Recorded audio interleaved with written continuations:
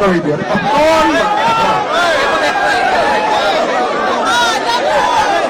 ঠিক আছে আমাৰ শ্ৰদ্ধাৰ সন্মানৰ ৰাইজ আইমাতৃসকল আৰু আমাৰ যুৱক যুৱতী বন্ধু আজি মাজুলীৰ বাবে এটা অতি আনন্দৰ দিন যে ৰাতিপুৱা এই ঠেলাঠেলি নকৰিব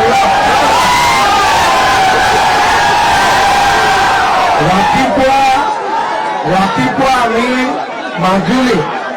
৩২,০০০ আই মাতৃক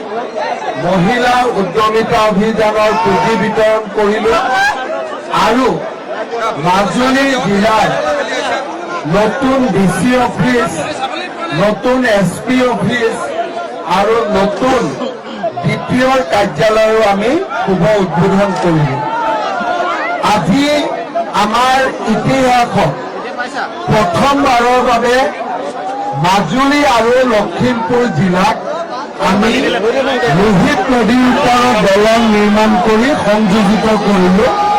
আজিৰ পৰা মাজুলীৰ ৰাইজে লখিমপুৰলৈ যাবৰ কাৰণে আৰু এই দলঙৰ আটাইতকৈ গুৰুত্বপূৰ্ণ কথা কি যে এই দলঙত যাবৰ কাৰণে গাড়ী চলাবৰ কাৰণে কোনো টোল বা কোনো পইচা দিব নালাগে ইয়াতে নিজৰ ইচ্ছামতে যোৱা অহা কৰিব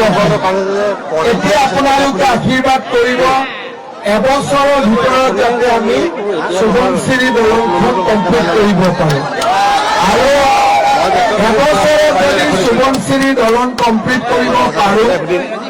আমাৰ মাজুলীৰ ৰাইজে নাৰায়ণপুৰ যাব নাৰায়ণপুৰৰ পৰা চিধা গুৱাহাটীলৈকে যাব পাৰিব 5 ঘণ্টাত গৈ গুৱাহাটী পাই যাব হয়নে নহয় আৰু অলপ পিছতেই মাজুলীৰ এমএলএৰ লগত মই আমাৰ যোৰহাট আৰু মাজুলী সংযোগী দলঙৰ পুনৰ নিৰ্মাণৰ কামো আৰম্ভ কৰিব গৈ আছো সেই দলঙো 2 বছৰৰ ভিতৰত আমি কমপ্লিট কৰিব আৰু অলপ আগতে মই কৈছো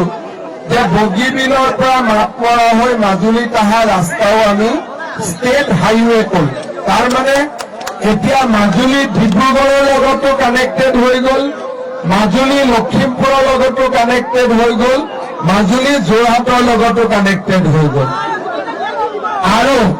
এই গোটেইখিনি আই লাভ ইউ তোমাৰ লক্ষ্য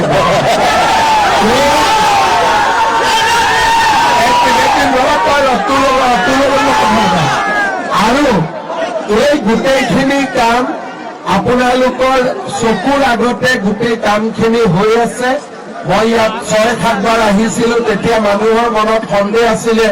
দলং হ'বনে নহয় কি হ'ব আজি আপোনালোকে নিজে ৰিজাল্ট দেখা পালে আপোনালোকে বিজেপিক সাপোৰ্ট কৰি থাকক আগত মাজুলী আৰু কাম হৈ গৈ থাকিব এইখিনিকে কৈ সকলোকে পুনৰ ধন্যবাদ জনালো আৰু মাজুলীৰ এমএলএৰ কাৰণেও এটা হাত চাপৰি বজাই দিয়ক আৰু আমাৰ যিসকলে দলংখন নিৰ্মাণ কৰিলে যি শ্ৰমিকসকলে ইঞ্জিনিয়াৰসকলে নিৰ্মাণ কৰিলে